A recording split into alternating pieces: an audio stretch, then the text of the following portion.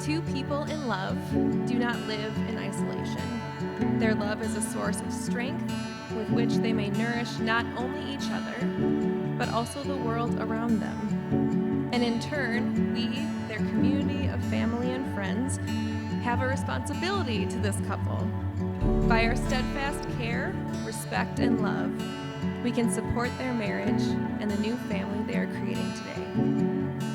So will you all who are present here today surround Julia and Brady in love, offering them the joys of your friendship and supporting them in their marriage? If so, please say, "We will."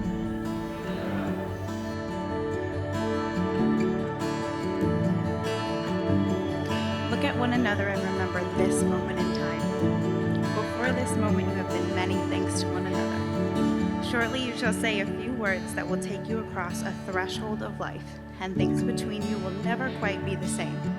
For after today, you shall say to the world, "This is my husband. This is my wife." So as you journey from this place into new adventures, into more traveling, and into building your own family together, as you walk together and create your own path forward with your person, may you remember this gift that you have. The gift of having found your love, of knowing love as sharing your deepest self and listening to your partner's deepest self. The gift of the many kinds of love that surround you today, the love that you share with each other, the love that this wide community has for you, and the love of the God who created you that surrounds you and us all. And may all these kinds of love, the ones described here and so beautifully in the readings, surround you and strengthen you as you face challenges, as you grow and change together, and as you celebrate all that you are and all that you are creating together.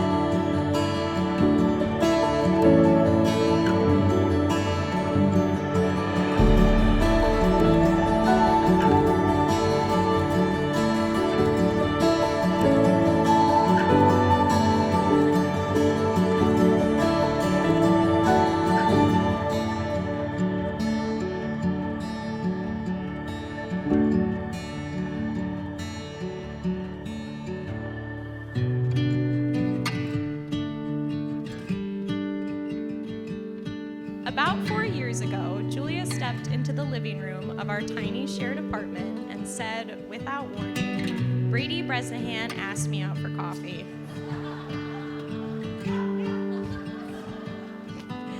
"Brady Bresnahan asked you out for coffee?" was, I believe, my initial response.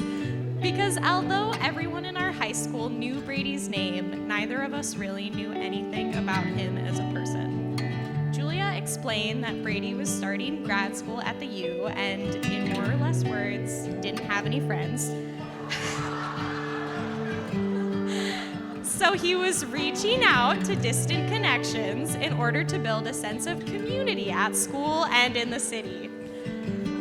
Despite my concerns for why the most popular boy from high school was apparently friendless, I knew that there was likely more afoot and encouraged Julia to meet with him. After all, there isn't a better friend in the world than my sister. Flash forward to today, and I can happily say that both Julia and Brady have gained an impressive set of new friends, not only in each other, but in each other's families and the people who have played important roles in their lives.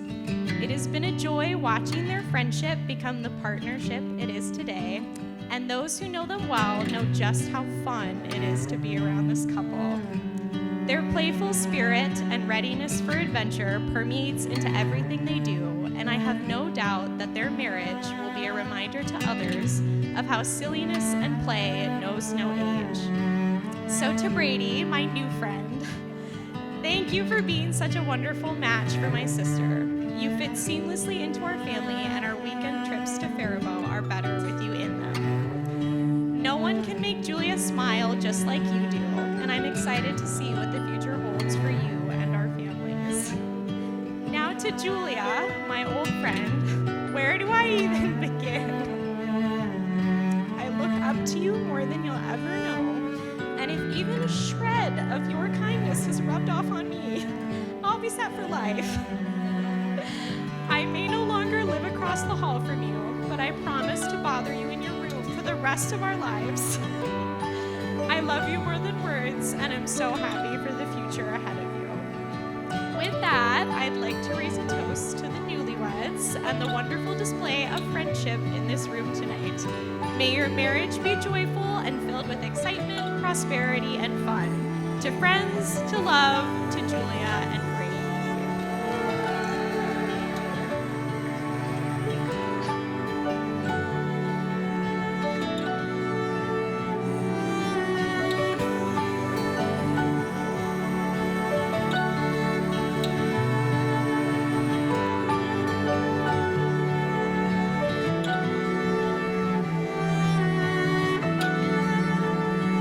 Put simply, Brady's the best friend I've ever had.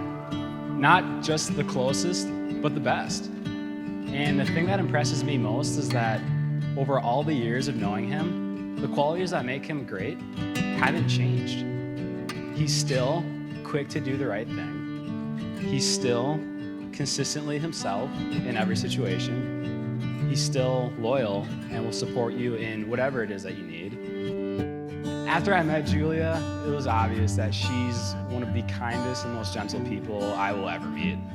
She has a remarkable ability to instill encouragement in those around her, and not only makes you feel comfortable enough to be yourself, but actually welcomes it. Fast forward to today, and Julia is not just some girl. She's Brady's other half. And what I think makes these two so special together is not just their desire for the other to reach their fullest potential, but the support system they provide each other to achieve it. For example, Julia is a teacher for a living, spending her days surrounded by people and children. Brady is a nerd for a living, spending his day studying how highly engineered materials perform while traveling at hypersonic speeds through the cosmic, whatever that means. So, the last thing Julia wants to hear at the end of a long workday is Brady going on about how coating metals with ceramics provides a robust thermal protection system with exceptional size to weight ratios, corrosion resistance, and chemical stability.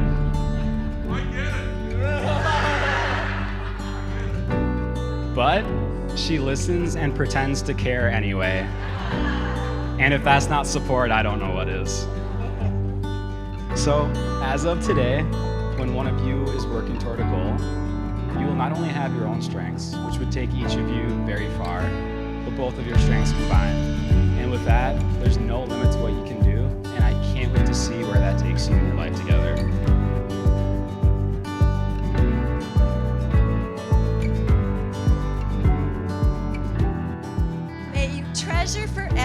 sparkling evening, and as you go forth, man and wife, may you always remember that heady feeling when you fell into each other's lives. Now it's on with the toasting and kissing. May this couple know joy without bounds, for where something before had been missing, that something at last has been found.